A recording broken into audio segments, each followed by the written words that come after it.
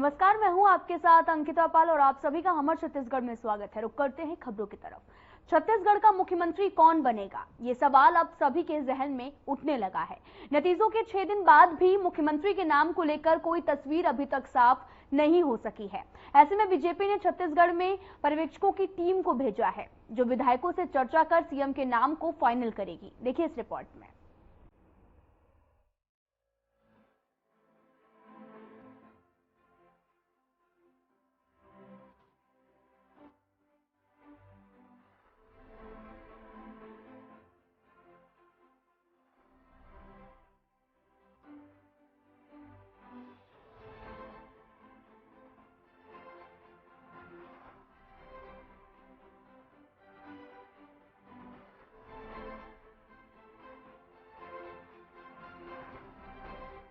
छत्तीसगढ़ में चुनावी नतीजों के बाद अब सभी को इंतजार है मुख्यमंत्री के नाम का। बीजेपी ने प्रदेश में जीत तो दर्ज कर ली है, लेकिन अभी तक मुख्यमंत्री के नाम के राज से पर्दा नहीं उठाया। इस बीच ये भी सामने आ रहा है कि रविवार को 11 बजे कुशाभाऊ ठाकरे परिसर में बीजेपी विधायक दल की बैठक होगी, जिसमें मुख्यमंत्री के नाम पर मुहर लगेगी। बैठक में तीनों पर्यवेक्षक भी शामिल होंगे। बीजेपी विधायकों को भी बैठक में शामिल होने की सूचना भेज दी गई। बता दें, इस बीच लोरमी विधायक अरुण साव के समर्थन में चौपाल लगाकर मुख्यमंत्री बनने का समर्थन दिया गया। नमस्कार, मैं माखन गिरीश लहरे और यहाँ मैं पहुंचा हूँ लोरमी विधानसभा क्षेत्र क्रमांक 26 से। और यहाँ विजयी होकर के अरुण साव जी जो है भारी बहुमत से 45,618 वोट से पराजय किया है। और वहीं पर भूपेश सरकार को ललकारते हुए और दिखा दिया है भूपेश सरकार को कि भाजपा की सरकार के ऊपर कितना भरोसा जनता करती है छत्तीसगढ़ के लोग। इस पर समर्थक जो है हमारे साथ मुख्यमंत्री बनाने के लिए समर्थन दे रहे हैं उस समर्थन व्यक्ति। और हम ये जानना चाहेंगे कि सबके नजर पर अभी 11 तारीख को जो होने वाली जो मुख्यमंत्री होंगे हमारे छत्तीसगढ़ के लिए, उसका समर्थन पे बात करना चाहेंगे हमारे समर्थन में। सर, आपका शुभ नाम बताएंगे? जी, मुद्दा है सर, छत्तीसगढ़ को लेकर के नया चेहरा 4 जने जो है दिख रहा है। आपको क्या लगता है कौन मुख्यमंत्री बनेगा? देखिए, हमारे छत्तीसगढ़ में खास करके लोरमी विधानसभा से माननीय हमारे प्रदेश अध्यक्ष के नेतृत्व में चुनाव लड़े हैं अपन।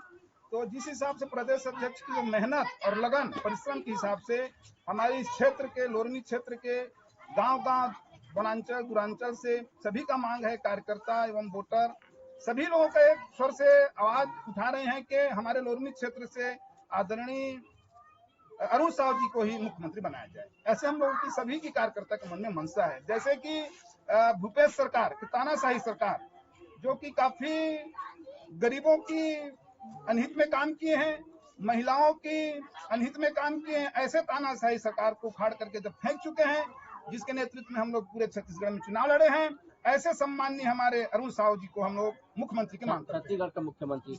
और हम दूसरा से समर्थक से हम जानकारी चाहते हैं। सर, आपका शुभ नाम बताएंगे? नारायण जायसवाल, भारतीय जनता पार्टी युवा मोर्चा लोरमी मंडल उपाध्यक्ष। हम चाहते हैं अरुण साव जी जिस प्रकार से मेहनत किए हैं और जितने भी हमारे टीम भारतीय जनता पार्टी युवा मोर्चा लोरमी मंडल और पूरे विधानसभा में जिस प्रकार से दिन रात मेहनत करके अरुण साव जी को भारी बहुमत से विजयी हुए हैं और सभी लोग जिताए हैं, उसके हिसाब से लोरमी से हमारे मुख्यमंत्री अरुण साव जी बनना चाहिए। जी, बिल्कुल, यहाँ जो समर्थक है अरुण साव के लिए ही जय जयकार किया जा रहा है। और समर्थक से हम बात करना चाहते हैं। सर, आपका शुभ नाम बताएंगे? जी, मेरा नाम विनोद कौशिक है, भारतीय जनता पार्टी युवा मोर्चा जिला कार्य समिति सदस्य हूँ। और मैं तो पहले प्रिंट मीडिया सोशल मीडिया को बधाई देना चाहूँगा, जो आप लोगों ने इतना बड़ा कवरेज किया दिन रात करके। सबसे बड़ी उपलब्धि आप लोगों की है, दिन रात आप लोगों ने मेहनत किया, इसके लिए आपको साष्टांग प्रणाम और बहुत बहुत शुभाशीष और बहुत बहुत धन्यवाद। रही बात छत्तीसगढ़ के मुख्यमंत्री होगा कौन, तो छत्तीसगढ़ प्रदेश अध्यक्ष के तौर पर 90 विधानसभा सीटों में 45 सीट 55 सीट 54 सीट लाने वाले पहले हमारे भारतीय जनता पार्टी प्रदेश अध्यक्ष हैं।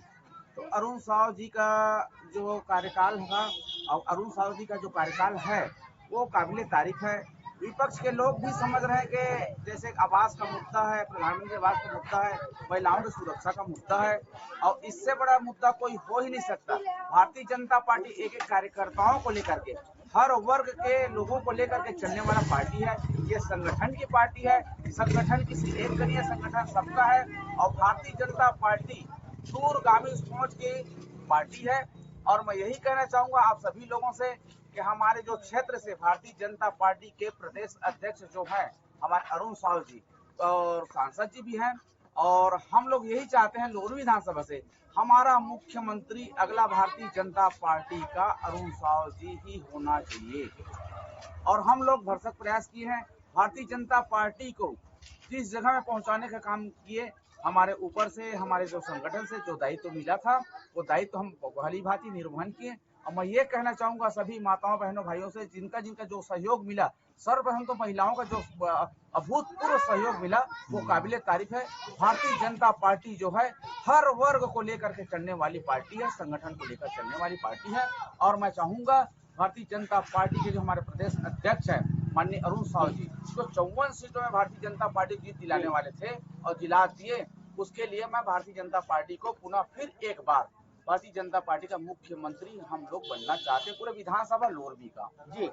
जी बिल्कुल। मैं यहाँ जो समर्थक जो है ये कह रहे हैं कि जो हम बन रहे हैं मुख्यमंत्री, न ही अरुण साव बन रहा है, ऐसे समर्थक हैं क्योंकि हमारे मुख्यमंत्री का नया चेहरा में देखना चाह रहे हैं। और से हम बात करना चाहते हैं। सर आप शुभ नाम बताएंगे? थाना घाट से जी, थाना घाट पंचायत। हाँ, छत्तीसगढ़ में नया चेहरा मुख्यमंत्री, नया अरुण साव को हम बनाना चाहते हैं भाई मुख्यमंत्री। जी पूरे समर्थक हैं, अरुण साव का समर्थक है और हमारे लोरमी विधानसभा क्षेत्र में मुख्यमंत्री बन के आए, ये नजर टिके हैं। कैमरा पर्सन पीपी पटेल के साथ मैं माखन गिरलहर। हालांकि अब ये देखने वाली बात है कि जो बैठक रविवार को होने वाली है, क्या उस बैठक में विधायकों से रायशुमारी के बाद मुख्यमंत्री के नाम का ऐलान होगा, और अगर होगा तो किसके नाम पर मुहर लगती है। Bureau report, Mungeli.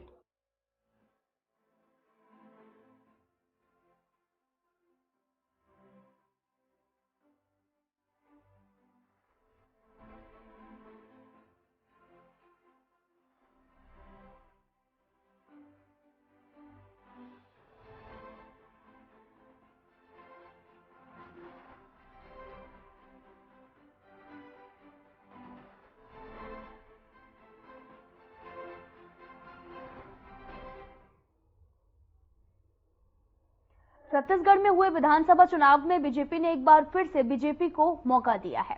आपको बता दें कि इस पर लोरमी विधानसभा से चुनाव जीतने वाले अरुण साव का बयान सामने आया। उन्होंने इस जीत का श्रेय जनता को दिया है और साथ ही रायपुर में पर्यवेक्षकों की होने वाली बैठक के बारे में जानकारी भी शेयर की है। मैं छत्तीसगढ़ की जनता के प्रति आभार व्यक्त करता हूं। भारतीय जनता पार्टी के कार्यकर्ताओं ने जी जान से मेहनत की है। उन सब कार्यकर्ताओं को भी मैं धन्यवाद देता हूं, बधाई देता हूं। ऐतिहासिक जीत भारतीय जनता पार्टी को हुई है। मतों के प्रतिशत के हिसाब से और सीट के हिसाब से भी ये ऐतिहासिक जीत हुई है। इस जीत का श्रेय छत्तीसगढ़ की जनता को है, हमारे देश के यशस्वी प्रधानमंत्री माननीय नरेंद्र मोदी जी को है, उनकी गारंटी को है, हमारे सभी राष्ट्रीय नेता, हमारे प्रदेश के प्रभारी, सह प्रभारी, इन सब ने भारतीय जनता पार्टी के कार्यकर्ताओं का उत्साह बढ़ाया। लगातार देश के प्रधानमंत्री माननीय नरेंद्र मोदी जी, पार्टी के राष्ट्रीय अध्यक्ष जगत प्रकाश नड्डा जी, देश के गृह मंत्री आदरणीय अमित शाह जी का लगातार छत्तीसगढ़ आना हुआ और हम कार्यकर्ताओं का उन्होंने उत्साहवर्धन किया। जनता ने हमारे नेतृत्व पर भरोसा किया और ऐतिहासिक जनमत भारतीय जनता पार्टी को दिया है। भारतीय जनता पार्टी के विधायक दल की बैठक कल निर्धारित हुई है।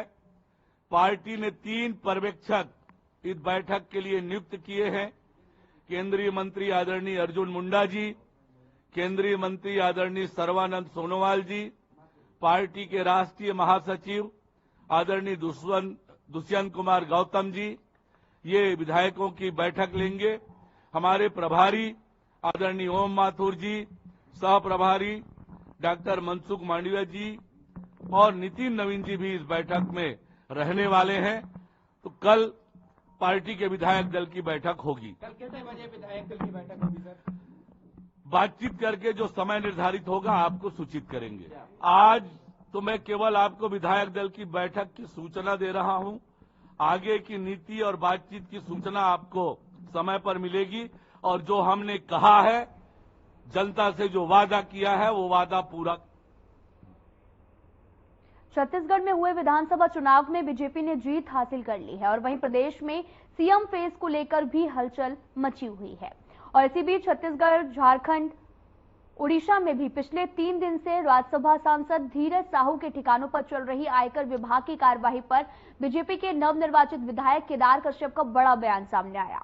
उन्होंने कहा कि अब तक 200 करोड़ की राशि मिली है और ये और भी बढ़ेगी। भविष्य में जांच में पता चल सकता है कि धीरज साहू का नाम छत्तीसगढ़ से जुड़ा हुआ है। और एक तरफ कांग्रेस का घमंडिया गठबंधन और दूसरी तरफ मोदी की गारंटी एक बड़ा सवाल है। जिनके पास बेहिसाब संपत्ति मिल रही है, उन्हें कांग्रेस ने 2-3 बार राज्यसभा सदस्य बनाया है। इंडिया गठबंधन के नेताओं को लेकर भी उन्होंने कहा कि भ्रष्टाचार उजागर किया गया है। भविष्य में छत्तीसगढ़ के भ्रष्ट नेताओं के यहां पर भी इसी तरह से भ्रष्टाचार के मामले उजागर होंगे।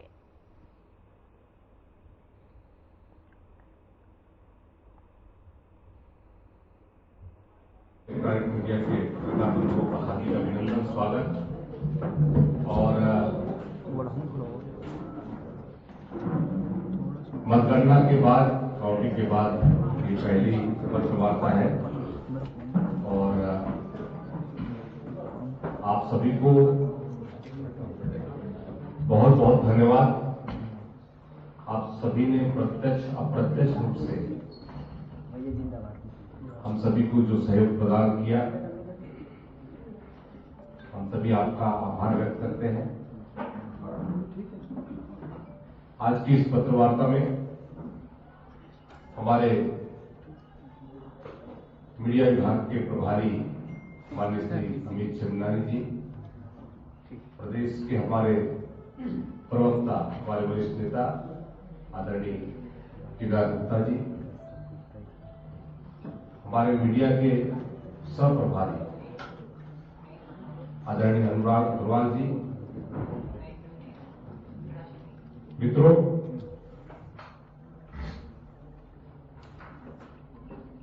दिसंबर दिन बुधवार को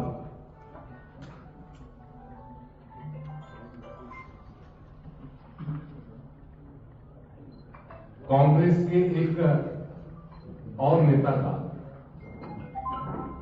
चेहरा उजागर हुआ है। राज्यसभा के सांसद श्री धीरज साहू, जिसके निवास पर विपराध संपत्ति पाई गई और जो अभी तक जो उसमें रकम मिली है वो लगभग 200 करोड़ की तो जब्ती हो गई।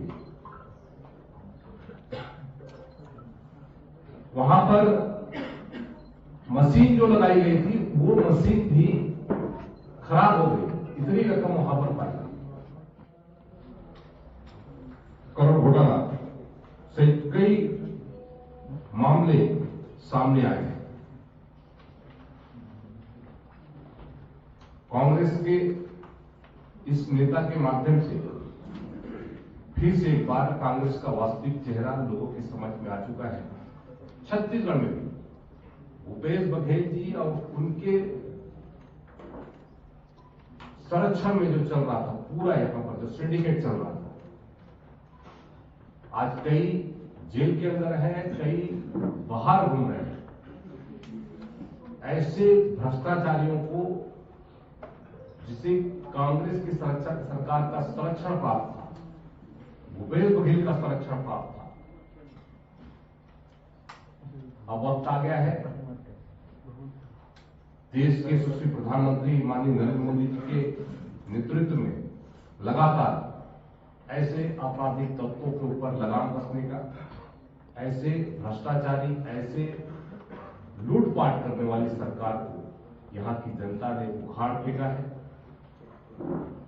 और जो दोषी आज जेल के अंदर है, कहीं न कहीं से भूपेश बघेल की जो सोच रही है वो भी हमारे छत्तीसगढ़ को लूटने की सोच रही है, चाहे वो कोयला घोटाला हो, चाहे शराब घोटाला हो, चाहे यहाँ पर जंगल वन घोटाला हो, अनेक घोटाला, रेत माफिया, शराब माफिया, कई तरह की माफिया यहाँ पर चल रही है। ये तो एक कड़ी के माध्यम से जो सामने जनता के बीच में आया है। भविष्य में छत्तीसगढ़ में भी ऐसे कांग्रेस के नेता जिन्होंने छत्तीसगढ़ को लूटने का काम किया है वो भी जनता के समझ में ऐसे ही सामने आए। ये पूरा पैसा गांधी परिवार की तिजोरी तक जाता है, जो देश की जनता की गाड़ी कमाई है, और ये कांग्रेस उस पैसे से अपना घर भर रहे हैं। और ऐसे मामले को लेकर के सोनिया गांधी, मल्लिकार्जुन खड़गे, राहुल गांधी चुप्पी साध करके बैठे हैं, मुंह में दही जमा करके बैठे हैं, एक शब्द उनके मुंह से नहीं निकला।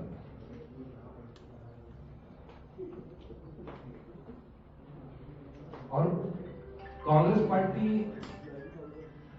से पूछना चाहूंगा कि जो 2 बार लोकसभा चुनाव हार चुके हैं, उन्हें 3-3 बार राज्यसभा का सांसद बनाया जा रहा है, ये किस बात को इंगित करता है?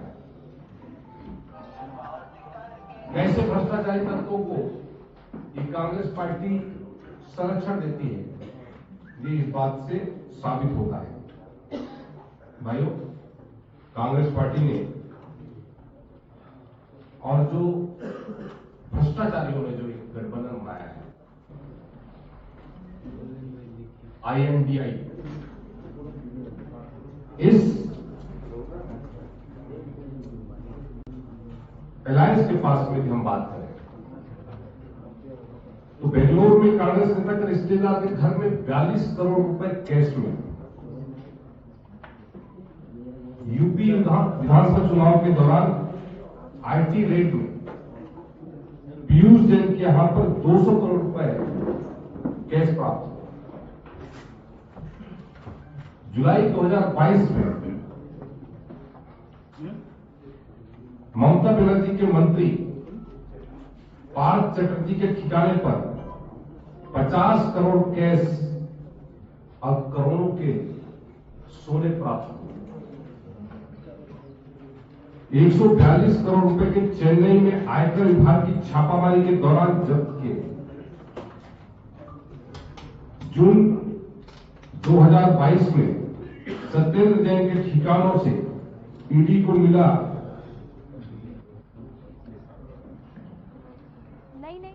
2 करोड़ 42 लाख रुपए के सोने के 133 सिक्के। झारखंड में मई छत्तीसगढ़ के शालेय शिक्षक संघ बस्तर संभाग के प्रवक्ता और बीजापुर के जिला सचिव कैलाश चंद रामटेके ने प्रेस विज्ञप्ति जो है वो जारी की है और उसमें प्रेस रिलीज में बताया गया कि दिनांक 7 नवंबर को बस्तर संभाग छत्तीसगढ़ शालेय शिक्षक संघ और प्रतिनिधि मंडल नवपदस्थ संयुक्त संचालक शिक्षा संजीव श्रीवास्तव से भेंट कर सर्वप्रथम पुष्पगुच्छ से स्वागत सत्कार किया जाएगा और साथ ही आपको बता दें कि तत्पश्चात ज्ञापन सौंपा गया और संगठन द्वारा मांग की गई कि संयुक्त संचालक शिक्षा द्वारा दिनांक 1 दिसंबर को जो पद सूची शिक्षक LBTG का जो जारी की गई है उसमें गंभीर त्रुटियां हैं, जिसमें 1998, 2005 में नियुक्त शिक्षकों से ऊपर 2006, 2010, 2013, 2015, 2018 में नियुक्त शिक्षकों की वरिष्ठता भी दी गई है। प्रदेश के समस्त संविदा शिक्षकों को दिनांक 1 मई 2005 से शिक्षा कर्मी बनाया गया। वहीं मांग भी की गई कि इनकी वरिष्ठता 1 मई 2005 से मान ली जाएगी और इस संबंध में संयुक्त संचालक महोदय से भी निवेदन किया गया।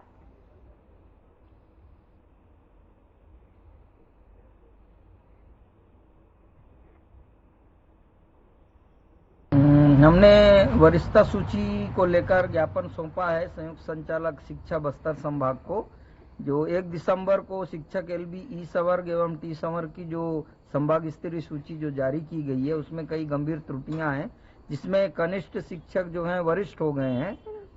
उसी को सुधारने के लिए हमने संयुक्त संचालक महोदय को ज्ञापन सौंपा है कि जो 1998 में नियुक्त शिक्षक कनिष्ठ हो गए हैं और 2018, 17 एवं 2010, 2015 में नियुक्त शिक्षक वरिष्ठ हो गए हैं।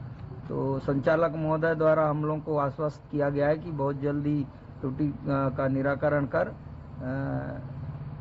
मतलब सही करके सूची को जल्दी से पदक्रम सूची।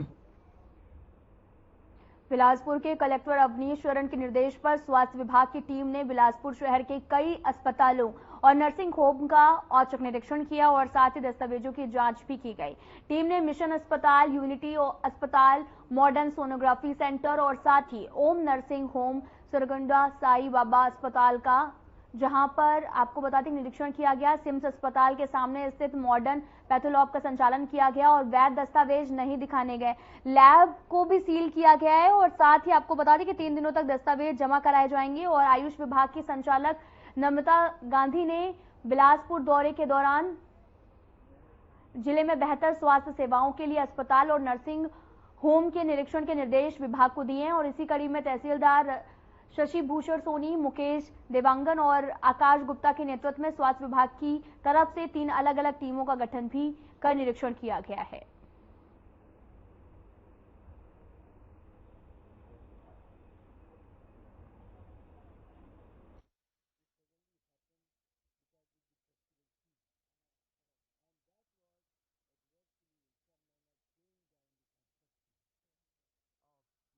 छत्तीसगढ़ विधानसभा चुनाव में करारी हार के बाद अब कांग्रेस नेताओं का भी गुस्सा सामने आने लगा है। आपको बता दें कि पूर्व मंत्री और दिग्गज नेता जयसिंह अग्रवाल का बड़ा बयान सामने आया, जहां पर जयसिंह अग्रवाल ने नाम लिए बगैर प्रदेश के मुखिया भूपेश बघेल पर हार का ठिकरा फोड़ा है। आपको बता दें कि उन्होंने कहा कि इस चुनाव में एकजुटता नहीं थी और इस बार का चुनाव सेंट्रलाइज था और पिछले चुनाव में जो जनादेश मिला है उसकी सरकार कदर नहीं कर पाई, मंत्रियों को पावर नहीं मिल पाई, ताकत सेंट्रलाइज होकर कुछ लोगों के साथ में सरकार चलाती रही। और वहीं प्रदेश में कांग्रेस के सिटिंग एमएलए के टिकट काटने के फैसले पर भी सवाल उठाया और साथ ही उन्होंने कहा कि मंत्री जयसिंह अग्रवाल ने संगठन के सर्वे पर भी सवाल उठाया। उन्होंने कहा कि विधायकों के परफॉर्मेंस का सर्वे सरकार का मुखिया करवाता रहा है और उस सर्वे का पर जो है वो कभी चर्चा ही नहीं हुई और जो फर्जी सर्वे था, सीएम का नाम बगैर जयसिंह ने निशाना साधते हुए कहा कि खेतों को सुरक्षित रखने के लिए बाड़ा बनाया जाता है और अगर वो बाड़ा ही खेत को खाए तो क्या होगा।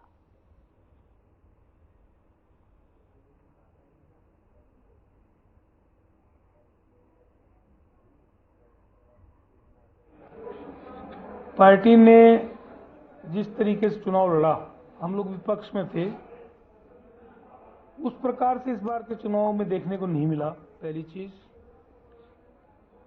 जबकि हमारी सरकार थी और पिछली बार प्रदेश अध्यक्ष थे हमारे बघेल साहब और सीएलपी लीडर थे टीएस सिंहदेव जी और जितने वरिष्ठ नेता थे लगभग सभी ने चुनाव लड़ा, एकजुटता के साथ चुनाव लड़ा। अभी का जो चुनाव था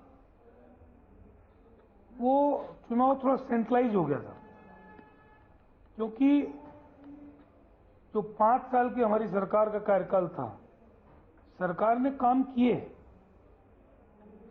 बहुत से काम हुए, कुछ काम शेष भी थे, लेकिन जो हमको जनादेश मिला था उस जनादेश का हमारी सरकार सही आदर नहीं कर पाई। जिस प्रकार से मंत्रियों को जो पावर मिलनी चाहिए थी मिल नहीं पाई,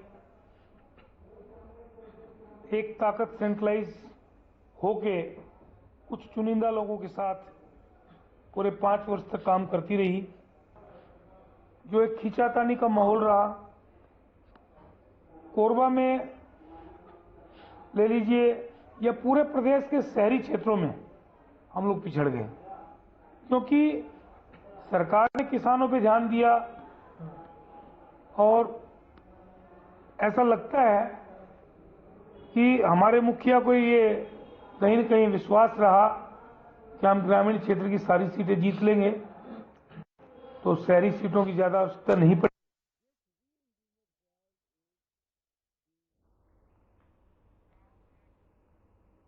फिलहाल इस बुलेटिन में इतना ही। नमस्कार।